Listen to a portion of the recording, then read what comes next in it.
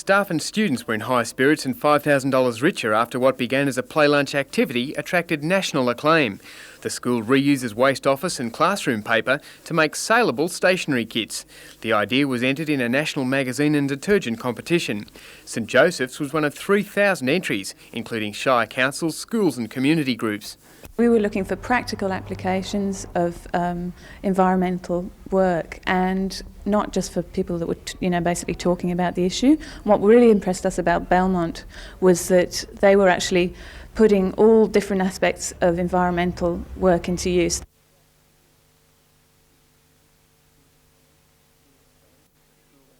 The school sang, scrounged, pulped and planted its way to prominence earlier this year as a finalist in the Lake Macquarie EnvironFest Enterprise competition, coming second behind a waste paper fire brick.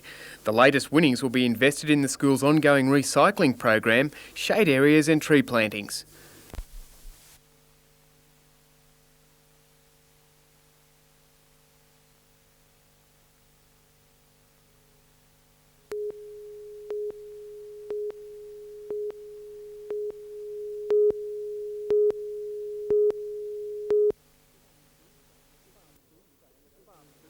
The fast food chain officially launched its road safety sponsorship initiative at an outlet at Raymond Terrace. Deputy Premier and Minister for Roads Wal Murray was only too happy to officiate as the first road safety sign was installed.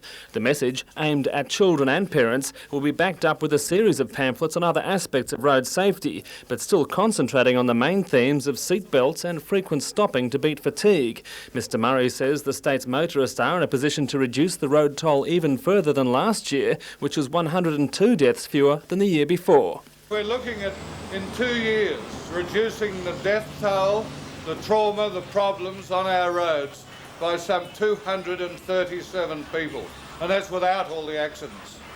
McDonald's claims to be the first company to take on its own road safety campaign. The Roads and Traffic Authority hopes other companies will follow their example. Would be very happy to talk to anybody who wants to sponsor a road safety initiative. It costs the community billions of dollars a year effectively, and we'd like to see the road toll down. Anything we can do would be welcomed. The signs will be phased in at all franchises throughout the north region of the state over the next few days. Tom Hilston, NBN News.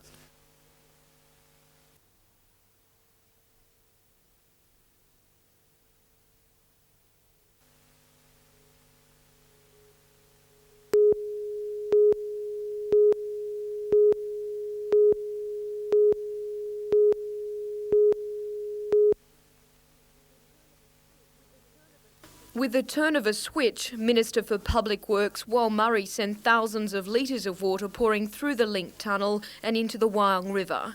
Water from the Mangrove Creek Dam will only be used to supplement the river in times of drought. It will guarantee that residents of Wyong and Gosford councils will never face water restrictions again. Residents will also benefit with lower water charges. Days of only being able to have buckets to water your lawn are well over. The other factor, of course, is I think it'll mean a cheaper water supply. The tunnel has been under construction since 1987 and only the Snowy Mountains scheme took longer to build. Completed at a cost of $28 million, the tunnel has been bored through 11 kilometres of rugged mountainous country. In places it reaches around 300 metres below the surface. Because of the environmental sensitivity of the Yarramalong area, the tunnel was drilled totally from the Mangrove Creek Dam end. It is the longest tunnel in Australia to be built this way. Seeing Gosford and Wyong as future growth areas, the state government has committed itself to continuing the joint water supply project. That includes a $5 million expansion of the Wyong water treatment plant and, most importantly, a $20 million pumping station, which will reverse the new operation and transfer water from the Wyong River to the Mangrove Creek Dam. Jodie McKay, NBN News.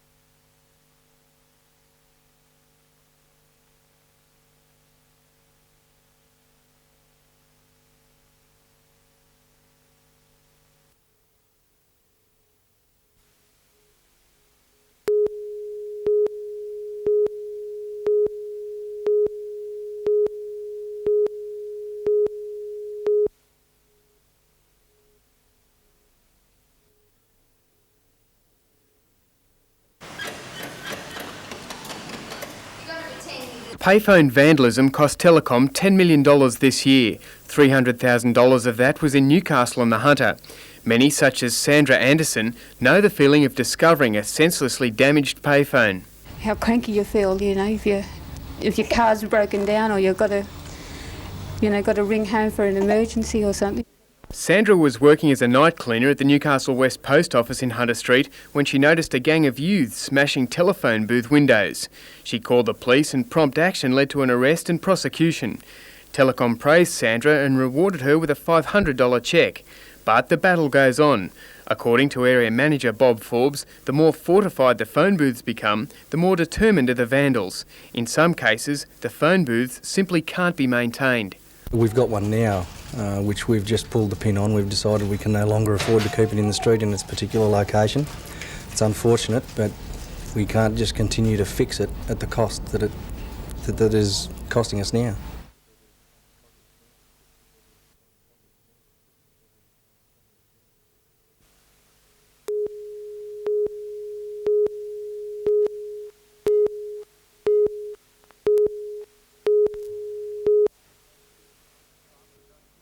Farmer Doug Houston's routine of hand feeding his cattle continues despite the showers.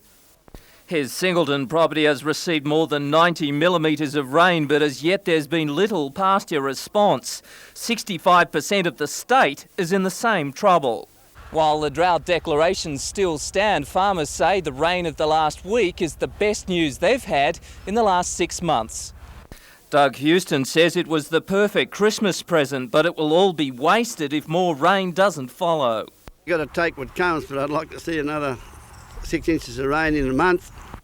Predictions are for more line showers heading into the weekend, but the long-term outlook is not good. While most farmers have no alternative but to plug on, the months ahead will be a huge test. Some estimations are that up to 20% of producers will go broke. Yes, some of them have to go.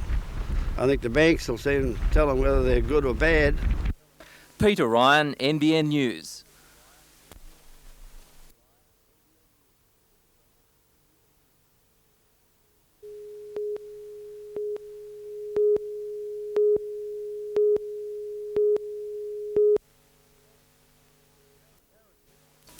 Karen Mitchell can't remember when she last took a dip in the ocean baths. But with a flawless sky and an inviting water temperature, what a day to be reacquainted with the joy of swimming. A Newcastle City Council committee headed by Alderman Margaret Gumas has been pushing for 3 years to have a pool ramp installed for the 14% of Newcastle's population who are disabled. And for those who christened the $50,000 ramp and new amenities room today, the facility means a better quality of life. The freedom to come and have a swim, it makes it a lot easier. You don't have to have as much help, and just the freedom to come and have a swim like everybody else. Lord Mayor John McNaughton says the ramp is already revealing another benefit. It's attracting tourists. We've already had the first group coming from Canberra, maybe up to 20 people here for a week or so, simply to stay at a motel to use this facility where they can have all the facilities they need for a holiday.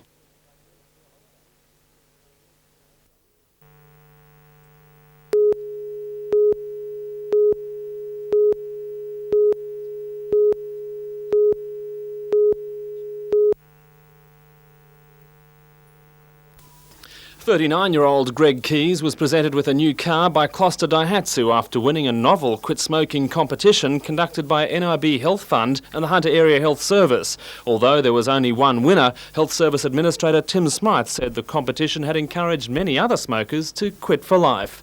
It is aimed at helping citizens of the Hunter Valley to help themselves to better health.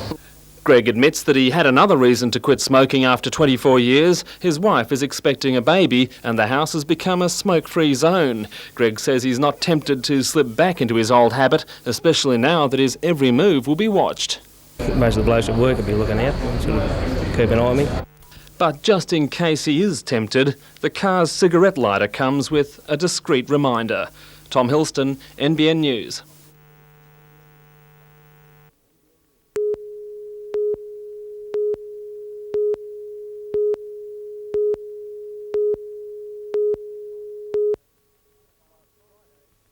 Last Friday, Alan Morris sent a letter to Paul Keating calling for the former Treasurer to resign from Parliament because his presence was causing instability and division.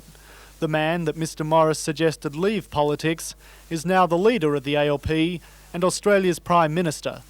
Despite the letter, and Mr Morris voting for Mr Hawke in last night's history-making caucus meeting, the member for Newcastle says he won't be resigning. I feel quite comfortable with my actions. We have been through what is probably the most traumatic and difficult period for the ALP and for any parliamentary member since 75. But the fears Mr Morris raised in his letter of Mr Keating's presence causing instability have not been entirely quelled. My concern was that having seen people attacking the Prime Minister and undermining him, then those people who would do a similar thing to Mr Keating. Now I think Mr Hawke last night has asked those people not to, and to give Keating their support. Mr Morris says the new PM won't seek revenge for the letter by taking it out on the member or his electorate. If anything, I would have thought Paul would bend over backwards to prove it doesn't. So I would expect that that's more dependent upon me and in doing my job and doing it professionally than some whim or emotional response from Paul Keating, which we won't get. But the electorate has mixed feelings about Prime Minister Keating. I thought he was a genius when he was Treasurer. He's a robber. I just don't like him at all. Well, I haven't got a good word for Paul Keating, because through Paul Keating and Bob Hawke, I finished my job yesterday. What do you think about Paul Keating as the new Prime Minister, good or bad? Is he? I didn't know.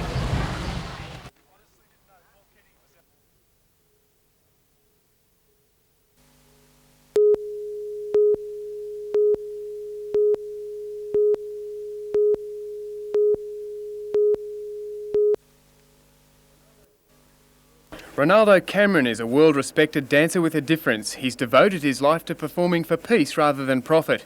2 years ago, the Lake Macquarie-born artist was diagnosed as suffering advanced motor neurone disease. Colleagues from across the arts, such as George Gittos, Richard Tipping and Martin Sharp, have donated their work as a tribute to Ronaldo's contribution to creative expression. The collection of more than 50 works valued at $100,000 will be housed at the Lake Macquarie City Gallery and tour North Coast and inland regional areas.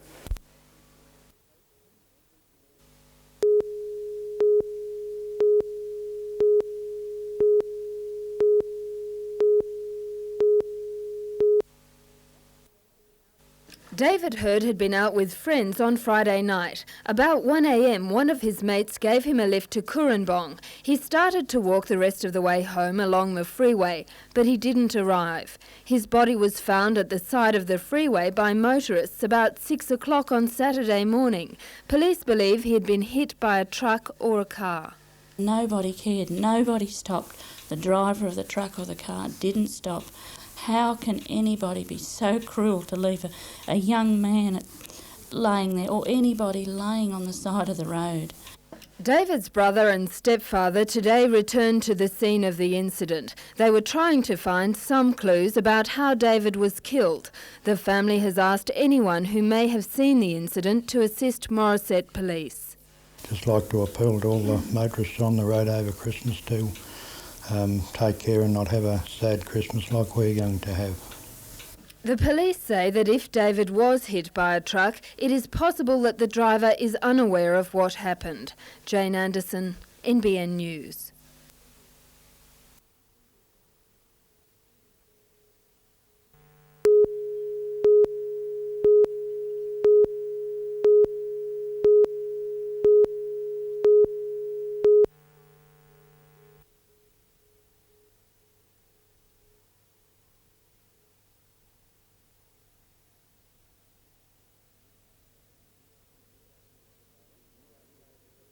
And you wrote me a letter too, did you, darling?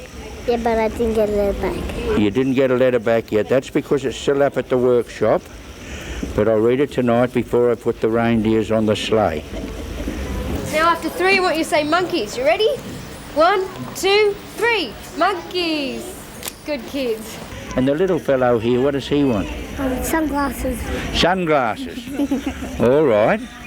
And now, sweetheart, what was your request? I'd like a bike. A bike? Yes, and a doll. and a doll. Santa, where's your reindeers? Where's the reindeers? Well, the reindeers are over in the ice cream factory at the moment. I have to keep them cool in the refrigerator because they come from the North Pole. And when they get down here, it's very hot.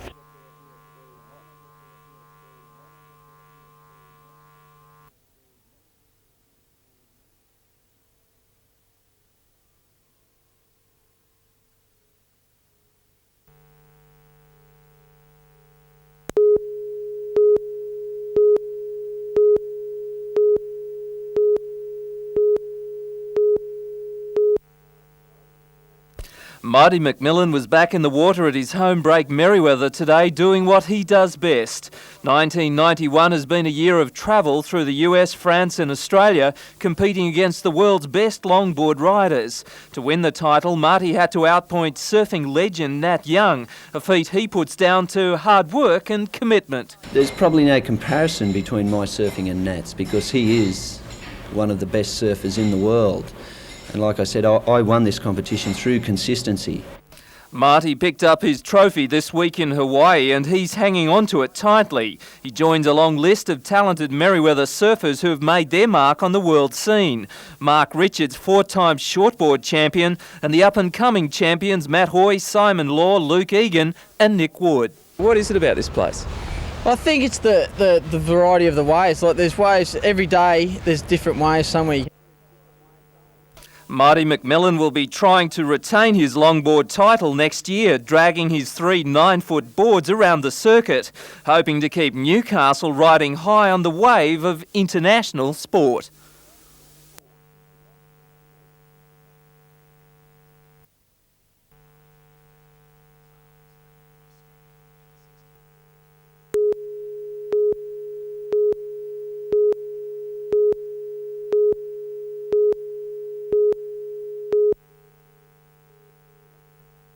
Late this afternoon, traffic was building up on the F3 freeway. Police reported an increase in vehicles heading both north to Port Stephens and south to Sydney. Dozens of motorists have been booked for speeding since Operation Final Countdown began. We've got police on the freeway all the time now. They've been up there all day and they'll be up there most of the night. Police have appealed to motorists to take care on the roads over the Christmas holiday period. For your family's sake, slow down. Don't do it for us. If you don't want to do it for the police, do it for your family.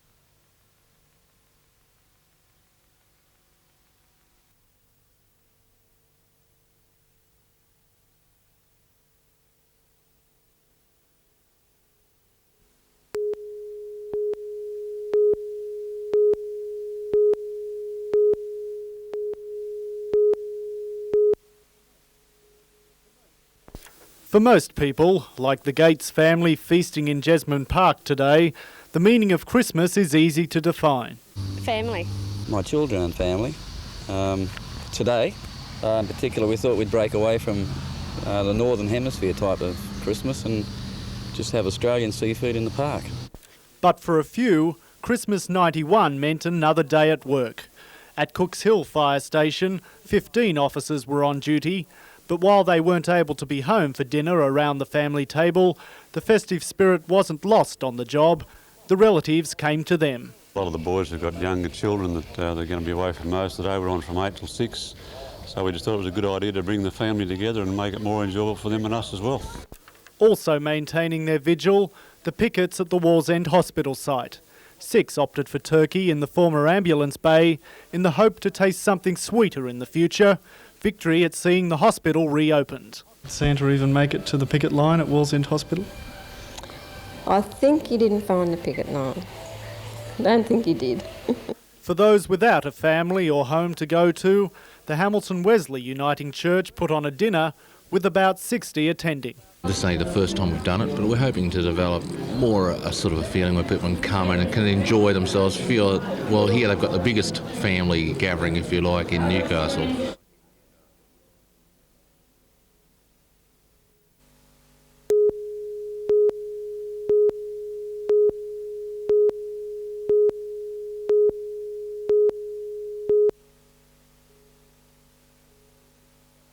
During the summer holidays, most children dive at the chance of a dip. But holiday fun can turn into tragedy. So far this summer, 2 children have drowned and 2 others have come close to death in water in the Hunter. The most recent case was yesterday when a 4-year-old Korean boy almost drowned in a pool at a Nelson Bay hotel.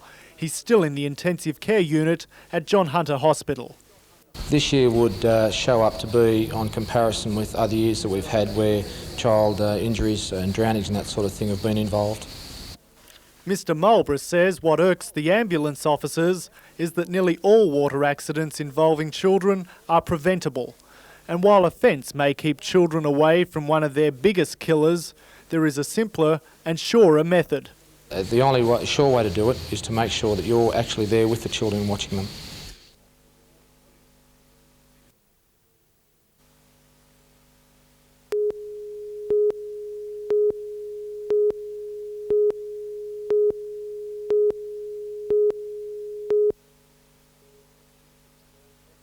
One of the best fields of modified rods for years opened the program in devastating fashion with plenty of stoppages the order of the night.